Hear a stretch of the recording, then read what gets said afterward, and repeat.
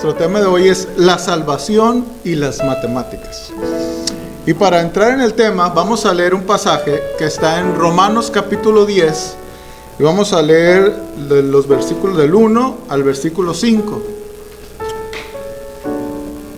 Romanos capítulo 10, versículos 1 al 5. Que dice así, dice: hermanos, ciertamente el anhelo de mi corazón y mi oración a Dios por Israel es para salvación. Porque yo les doy testimonio de que tienen celo de Dios, pero no conforme a ciencia. Porque ignorando la justicia de Dios y procurando establecer la suya propia, no se han sujetado a la justicia de Dios. Porque el fin de la ley es Cristo, para justicia a todo aquel que cree. Porque de la justicia que es por la ley, Moisés escribe así: el hombre que haga estas cosas vivirá por ellas. Bueno, la mayoría de la gente no comprende bien las matemáticas. Hay muchos malentendidos y creencias equivocadas cuando se trata de matemáticas. Esto sucede mucho con las fracciones. Una persona que fue entrevistada dijo que las fracciones eran su peor pesadilla. De hecho, la gente tiene temor de las fracciones y les tiende a dar la vuelta. Por lo general, a las personas les gustan los números enteros. Pero en el momento que se presentan las fracciones, en donde aparece un numerador y un denominador, un número arriba, ¿verdad?, y otro abajo, entonces empieza la confusión. Por ejemplo,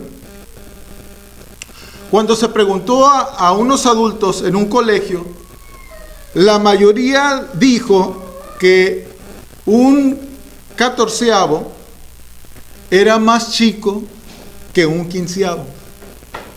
Y déjenme decirles que estaban equivocados. Es muy común también que muchas personas piensen que un décimo es el doble de un quinto. Y es completamente lo contrario, ¿verdad? Es al revés. Y esta confusión sucede porque cuando se trata de matemáticas, es vital entender bien las reglas y los procedimientos. Y es igualmente vital, pues, aplicar bien las reglas, ¿verdad?, y los procedimientos. Les decía, en el caso de los números enteros es sencillo. Pero en el caso de las fracciones, en el caso específicamente del denominador, el número que queda abajo, ¿verdad?, es completamente al revés de nuestra intuición. O sea, entre más grande es el denominador, el resultado se va disminuyendo, ¿verdad? Se va haciendo más pequeño. Y esto crea mucha confusión en las personas. Y déjame decirte que el tema de la salvación del alma es semejante a las matemáticas. La mayoría de la gente no comprende bien el tema de la salvación. Sigue habiendo muchos malentendidos y creencias equivocadas cuando se trata de la salvación. Y esta confusión sucede porque cuando se trata de la salvación, también es vital entender bien las reglas, ¿verdad? O en otras palabras, la doctrina. Y es igualmente vital aplicar bien estas reglas, ¿verdad? O esta doctrina, que también se le conoce de esa manera. Por eso dice nuestro pasaje en el versículo 1, les dice, hermanos, escribiéndole, dice: ciertamente el anhelo de mi corazón y mi oración a Dios por Israel es para salvación. O sea, en este versículo aparece el tema de la salvación. Y les decía que el tema de la salvación, por lo general, la gente no lo comprende bien. Y hay muchos malentendidos y creencias equivocadas. Por eso el apóstol Pablo en el versículo 2 empieza a hacer mención de estos malentendidos y estas creencias equivocadas. Y dice así el versículo 2, dice: porque yo les doy testimonio de que tienen celo de Dios, pero no conforme a ciencia. Pablo reconoce que sus compatriotas, ¿verdad?, tenían celo de Dios. Creían en el Dios de la Biblia. No creían en dioses paganos, fuera del Dios de Israel, o de esos que rechazan, o no eran de ese tipo de personas que rechazan creer en la existencia de Dios, ¿verdad? Ellos creían en el Dios de la Biblia. Buscaban agradarlo. Buscaban ganarse el favor de Dios. Como creo que sucede de manera general en los países de habla hispana, ¿verdad? Los hispanos generalmente creemos en Dios, en el Dios de la Biblia, y buscamos cumplir con los mandamientos. Pero hay un gran pero aquí, ¿verdad? Dice Pablo que lo que hacen no es conforme a ciencia. O sea, no es conforme a la doctrina bíblica. No es conforme a las reglas que Dios estableció. El celo que tenía Israel no provenía de un entendimiento correcto. De un entendimiento correcto de Dios, ¿verdad? Y de lo que Él quería de ellos. Pero Pablo los entendía muy bien, porque él en un tiempo de su vida se había encontrado en una situación semejante a la que se encontraban estas personas. Podemos nosotros empezar a ver esto en el libro de Hechos, capítulo 7, versículo 58, donde menciona que él fue testigo del asesinato de Esteban. Y dice así, y echándole fuera de la ciudad, le apedrearon. Y los testigos pusieron sus ropas a los pies de un joven que se llamaba Saulo. Y en el principio del capítulo 8 de este mismo libro de Hechos, dice: y Saulo consentía en su muerte. Y en aquel día hubo una gran persecución contra la iglesia que estaba en Jerusalén, y todos fueron esparcidos por las tierras de Judea y de Samaria, salvo los apóstoles. Y hombres piadosos llevaron a enterrar a Esteban, e hicieron gran llanto sobre él. Y Saulo asolaba la iglesia, y entrando casa por casa, arrastraba a los hombres y a las mujeres, y los entregaba en la cárcel. Pablo en ese momento creía que prestaba él un servicio a Dios, persiguiendo a los discípulos de Jesús y echándolos en la cárcel. Fíjense, Pablo era celoso de las tradiciones de sus padres y consideraba que los discípulos de Jesús eran un peligro para esas tradiciones. Y fue hasta el capítulo 9 del libro de Hechos que tuvo un encuentro personal con el Señor Jesucristo. En el capítulo 9, en los versículos 3 al 6, leemos que dice: mas yendo por el camino, aconteció que al llegar cerca de Damasco, repentinamente le rodeó un resplandor de luz del cielo, y cayendo en tierra, oyó una voz que le decía: Saulo, Saulo, ¿por qué me persigues? Él dijo, ¿quién eres, Señor? Y le dijo, yo soy Jesús, a quien tú persigues. Dura cosa te es dar cosas contra el aguijón. Él, temblando y temeroso, dijo, Señor, ¿qué quieres que yo haga? Y regresando a las matemáticas, yo cuando estaba en primero de secundaria, no entendía las reglas y por lo tanto reprobé matemáticas. Es muy de los humanos, ¿verdad? Que cuando uno no entiende algo, pregunta. No somos así, ¿verdad? O yo no era así. ¿Qué hice? Empecé a copiar a los demás. Empecé a hacerlo con unas tareas y después terminé copiando también en las pruebas, ¿verdad? No me ayudó, obviamente, a salir reprobado. Y en cuanto a la salvación también, mucha gente, en vez de preguntar, en vez de buscar, actúa copiando, ¿verdad?, lo que los otros hacen y creen. Por eso el Señor Jesucristo dijo las siguientes palabras en Mateo capítulo 13, 7, versículos 13 al 14. Dijo, entrad por la puerta estrecha, porque ancha es la puerta y espacioso el camino que lleva a la perdición, y muchos son los que entran por ella. Porque estrecha es la puerta y angosto el camino que lleva a la vida, y pocos son los que la hallan. Así como los judíos, los cuales eran muy celosos de sus tradiciones, así ahora la gente sigue siendo muy celosa de sus tradiciones. De hecho, Vicky hoy mencionaba acerca de un familiar que se aferraba a sus tradiciones.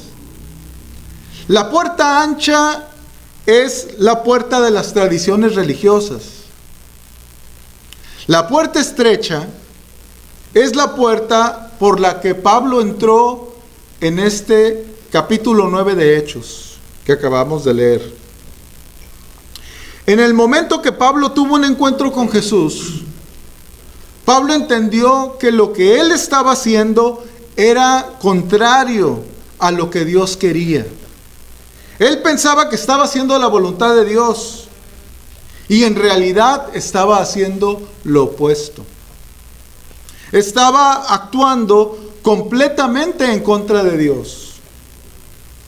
Por eso el cambio tan drástico que se describe en el libro de Gálatas capítulo 1 versículo 23, que dice, solamente oían decir, aquel, hablando de Pablo, que en otro tiempo nos perseguía, ahora predica la fe que en otro tiempo asolaba, y glorificaban a Dios en mí. Era el gran deseo de Pablo, que así como él en un tiempo no entendía bien y sus creencias estaban equivocadas, los ojos de sus compatriotas fueran abiertos. Irónicamente, los ojos de Pablo, o los ojos físicos de Pablo, ¿verdad?, fueron cegados por la luz que él vio cuando conoció a Jesucristo. Dice en el versículo 8 y 9 del capítulo 9 de Hechos, dice, entonces Saulo se levantó, después de tener su encuentro con Cristo, dice, de tierra, y abriendo los ojos, no veía a nadie. Así que, llevándole por la mano, le metieron en Damasco, donde estuvo 3 días sin ver, no comió ni bebió. Sus ojos físicos fueron cegados, pero los ojos de su entendimiento fueron abiertos. Así los ojos físicos de los israelitas estaban abiertos, pero los ojos de su entendimiento estaban cegados. En completa oscuridad de la voluntad de Dios, ¿verdad?, que se había revelado. Por eso dice en el versículo 3, ¿verdad?, de Romanos, de nuestro pasaje, de nuestro pasaje base, ¿verdad?, dice: porque ignorando la justicia de Dios y procurando establecer la suya propia, no se han sujetado a la justicia de Dios. Así como para muchos, ¿verdad?, con las matemáticas, los israelitas se aferraban a creencias equivocadas y malentendidos acerca de la justicia que es para salvación. De hecho, en las matemáticas, el orden de las operaciones es muy importante. Considera lo siguiente, ¿verdad? 2 más 3 por 10. ¿A qué es igual? Y podemos pensar, ¿verdad?, decir, bueno, sumamos 2 más 3, que son 5, y los multiplicamos por 10. Y entonces son 50, ¿verdad? Pero eso sería un error. Porque en lo segundo que podríamos pensar, ¿verdad?, es que es lo correcto y que el orden de las operaciones se establece, es que primero son las divisiones y las multiplicaciones, y después las sumas y las restas. Y si tú sabes esto, entonces es sencillo. Pero si no lo sabes, entonces te vas a equivocar. Y entonces multiplicamos primero 3 por 10, que son 30, y le sumamos 2, ¿verdad? Y la respuesta correcta son 32. Bueno, ya mi esposa Elsa lo comentaba, que hace unas semanas escuchábamos una mujer maestra de matemáticas que por más de 30 años estuvo o enseñó matemáticas, y comentaba que ella estaba ayudando a un joven que dijo, muy brillante, dice, que él todavía estaba en la preparatoria, le faltaba para terminar, y ya había cursado con éxito cálculo diferencial, y estaba tomando en clases de veranos, pues clases de vectores en cálculo durante ese verano, ¿verdad? Pero había un problema que este joven no podía resolver. Estaba completamente frustrado y le fue a pedir ayuda a ella.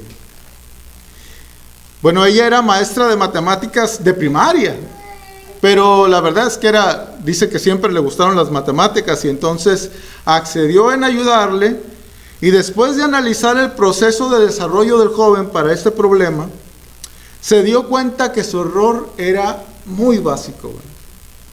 No siguió el orden de las operaciones y por eso fue reprobado. Es importantísimo, ¿verdad?, el orden de las cosas. Bueno, los judíos habían cometido 3 errores. Ignoraron la justicia de Dios, procurando establecer la suya propia, y como resultado, ¿verdad?, pues no se sujetaron a la justicia de Dios. Qué metidota de pata, ¿verdad?, dieron los judíos. Su primer error fue ignorar la justicia de Dios. Ignorar tiene 2 acepciones. Una es no saber una cosa, ¿verdad?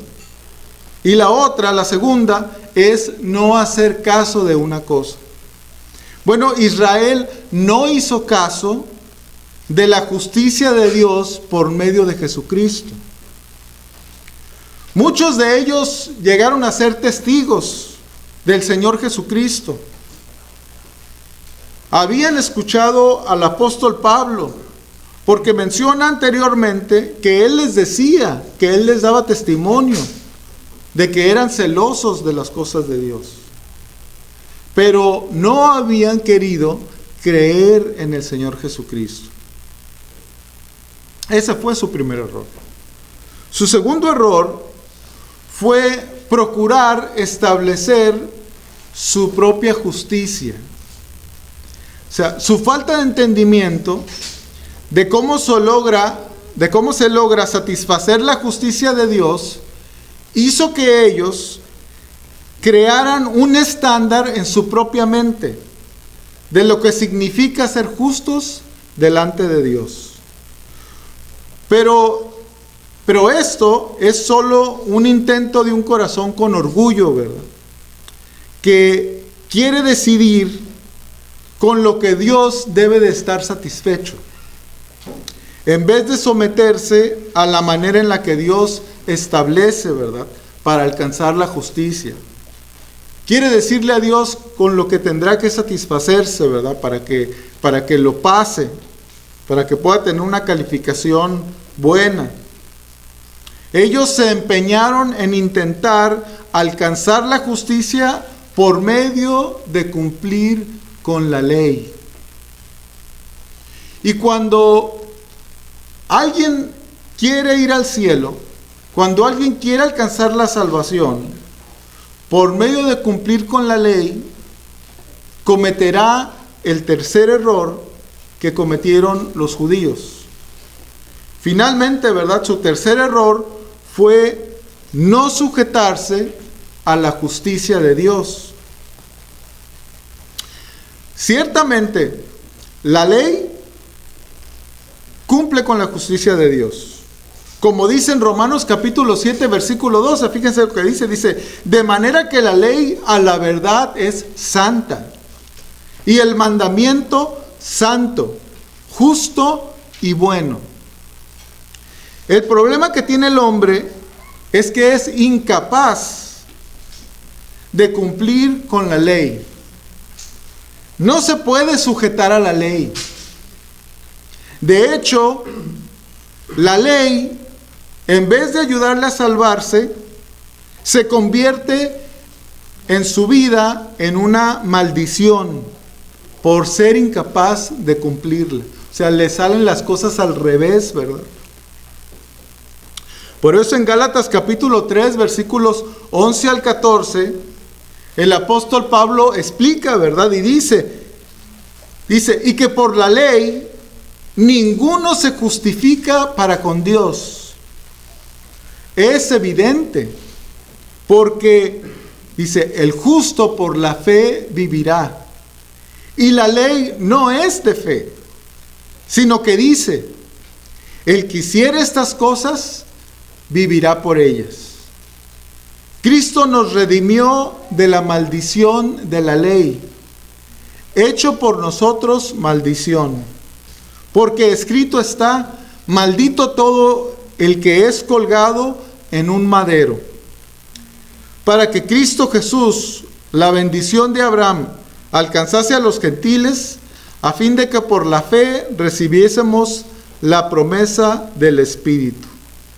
O sea, la carga que impone la ley en el hombre se vuelve imposible de cumplir. Porque la ley, porque Dios demanda perfección. Y nosotros somos hombres imperfectos. Somos pecadores. Nosotros somos pecadores de tal manera que la ley, tratando de cumplir la ley, se termina convirtiendo en una maldición, ¿verdad? Pero dice que Cristo nos redimió de la maldición de la ley. ¿Cómo lo hizo? Primero, Él fue el único hombre que cumplió con la ley de manera perfecta. Él nunca pecó. Por lo tanto, Él puede ser el sacrificio perfecto que quita el pecado del mundo. Verás, Dios es un Dios santo y su justicia demanda un castigo por el pecado. El pecado no puede ser ignorado por Dios, si no, Dios sería injusto. Pero Dios es santo. El carácter santo de Dios demanda justicia y castigo por el pecado. Por eso dice, ¿verdad? Cristo nos redimió de la maldición de la ley, hecho por nosotros maldición.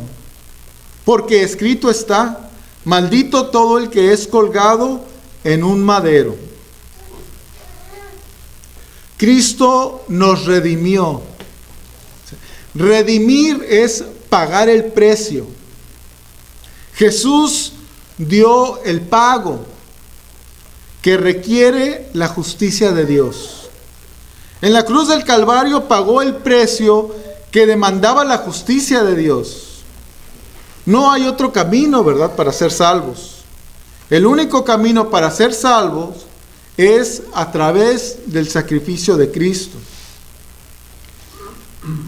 Y el versículo 4 nos revela el propósito que Dios tuvo al darle a Israel la ley, ¿verdad? Dice, porque el fin de la ley es Cristo, para justicia a todo aquel que cree. Dios sabía que el hombre era pecador e incapaz de cumplir la ley. Dios le dio al hombre la ley no para que se ganara el cielo. Dios le dio al hombre la ley para que se diera cuenta de lo pecador que era, de su pecaminosidad. Y en Gálatas capítulo 3, versículo 1, por eso nos dice, entonces, ¿para qué sirve la ley? Fue añadida, a causa de las transgresiones. Luego, ¿la ley es contraria a las promesas de Dios? Y contesta, ¿verdad? En ninguna manera. Porque si la ley dada pudiera vivificar, si cumpliendo la ley una persona pudiera ser salvo, la justicia fuera verdaderamente por la ley, por cumplirla. Pero sabemos que el hombre es incapaz de cumplirla, ¿verdad? Y dice en el versículo 2 de este capítulo 3 de Gálatas, mas la Escritura lo encerró todo bajo pecado. La ley permitió al hombre darse cuenta de su pecaminosidad, ¿verdad? Y su incapacidad para cumplirla. De manera que la ley, ha sido nuestro ayo para llevarnos a Cristo, a fin de que fuésemos justificados por la fe.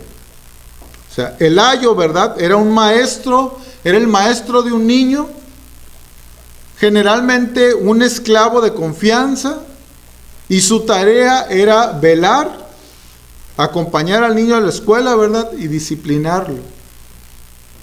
Los israelitas, al estar bajo la ley, debieron reconocer su incapacidad, ¿verdad?, de cumplir con toda la ley. Reconocer su incapacidad de cumplir con la justicia de Dios, aunque la conocían. Y solo en esta condición, el hombre puede humildemente ser llevado a Cristo. No pudiendo demandar nada de Dios, sino aceptando la salvación que solo Cristo ofrece. La justicia que solo puede el sacrificio de Cristo lograr. Porque de otra manera, si vamos a Dios por nuestra propia justicia, la responsabilidad de cumplir con la justicia de Dios será nuestra, ¿verdad? Como lo dice el versículo 5 de nuestro pasaje. Porque de la justicia que es por la ley de Moisés, escribe así: el hombre que haga estas cosas, vivirá por ellas. La puerta que lleva a la perdición, la puerta ancha, es la de la religión, es la de las obras, la de intentar cumplir los mandamientos para lograr ser salvos. Y muchos, dice la Escritura, son los que entran por ella. De hecho, la mayoría de los americanos que son los que son muy buenos para hacer encuestas, ¿verdad? En una encuesta creían o creen que cuando mueran irán al cielo. Y la mayoría les preguntaron, ¿verdad? ¿Crees que cuando mueras irás al cielo? Y la mayoría respondió, eso creo. Y cuando se les preguntaba, ¿por qué crees eso? Entonces respondieron, ¿verdad? Que si eres generalmente bueno o haces suficientes buenas obras, lo lograrás. Esa es la puerta ancha, ¿verdad? La puerta de la perdición. La puerta que lleva a la vida. La puerta que lleva a la vida, la puerta estrecha, como Cristo la llama, es Él mismo, ¿verdad? Es Cristo. Es poner nuestra fe en Él. La de aceptar su sacrificio por nuestros pecados, para lograr así ser salvos. Y así que se cumpla, ¿verdad?, con la justicia que Dios demanda. La justicia demanda un castigo. Y en el Señor Jesucristo, Dios cumplió su justicia, ¿verdad? Y fue castigado para que nosotros no tengamos que ser castigados. Para que podamos ser salvos, ¿verdad? Y para que no vayamos a pensar, ¿verdad?, que nosotros podemos hacer algo por la salvación. No puedes combinar las dos cosas, ¿verdad? No puedes entrar por las dos puertas al mismo tiempo. No puedes a la vez entrar por las dos puertas, es decir, ¿verdad?, que crees que crees en Cristo, pero a la vez pensar que te falta algo más, que necesitas algo más, que para ser salvo debes portarte bien y cumplir los mandamientos. Esto es incorrecto. Se requiere una relación personal con el Señor Jesucristo, como la tuvo Pablo en el camino a Damasco, ¿verdad? Por eso la Escritura está llena de menciones así. Dice, el que tiene al Hijo, tiene la vida. No dice, el que es bueno, tiene la vida. El que se porta bien, tiene la vida, ¿verdad? Dice, el que tiene al Hijo, tiene la vida. Y es muy categórico, ¿verdad? Y el que no tiene al Hijo, aquí puedes incluir cualquier cosa buena que hay en el hombre, no tiene la vida. Eso nos dice Primera de Juan capítulo 5 versículo 12, ¿verdad? Tal vez como en el caso de los israelitas, te das cuenta que todo este tiempo crees que necesitas ser bueno para ganarte el cielo. Pero la verdad es que nadie es bueno. Nadie es perfecto. Muy lejos de ser perfectos, ¿verdad? Somos perfectamente pecadores. Y solo reconociendo nuestra incapacidad de salvarnos a nosotros mismos, podemos darnos cuenta del peligro que corre nuestra alma. Que si tú te mueres así, con esta manera de pensar, irás al infierno. Así como Pablo, ¿verdad?, escuchó una voz del cielo que le hablaba. ¿Puedes escuchar tú la voz de Cristo? La voz de su palabra, que es la que estamos estudiando, ¿verdad? La voz de la doctrina bíblica, enseñando que solo Cristo te puede librar del infierno. Él ya pagó por los pecados de todo el mundo en la cruz del Calvario. Nos ha redimido y nos ofrece una relación personal y en ella el perdón de los pecados y la vida eterna. Si tú no eres muy bueno para las matemáticas y te confunden, no hay problema. A lo mejor aquí en este mundo vas a tener estos problemas, ¿verdad? Pero no te preocupes. Si quieres ser un ingeniero, entonces preocúpate un poquito más, ¿verdad? Porque las matemáticas son muy necesarias. Pero en la vida eterna, eso sí es un problema si estás equivocado. Si tienes pensamientos, ¿verdad?, que no vienen de Dios, va a ser algo terrible, ¿verdad?, para tu vida. Porque cuando tú mueras, tu alma irá al cielo o al infierno. Pero ¿a dónde va a ir tu alma? Todo depende de ti, ¿verdad? Que apliques bien la doctrina bíblica.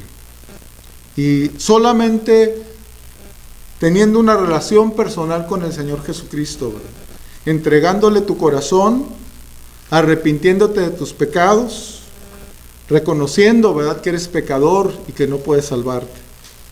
Solamente así puedes tener vida eterna, ¿verdad?, que es lo que Cristo ofrece, ¿verdad? Pablo tenía una carga por ellos y les empieza diciendo estas cosas, ¿verdad? Y la verdad es que en cuanto se trata de la salvación, hay mucha confusión. Pero en la Biblia está la respuesta. Si hay honestidad en ti, entonces tú podrás, ¿verdad?, conocer a Jesucristo a través de su palabra, porque su palabra es sencilla, ¿verdad? Si conoces la doctrina bíblica, es sencillo lo que Dios enseña. Y es fácil, ¿verdad?, conocer a Cristo, porque Él ya hizo todo, ¿verdad? Él hizo lo más difícil. Y lo más fácil, ¿verdad?, que nosotros, pues nos toca en cierta manera es reconocer que necesitamos ayuda, pedírsela, y Él vendrá y nos rescatará. Bueno, que Dios les bendiga.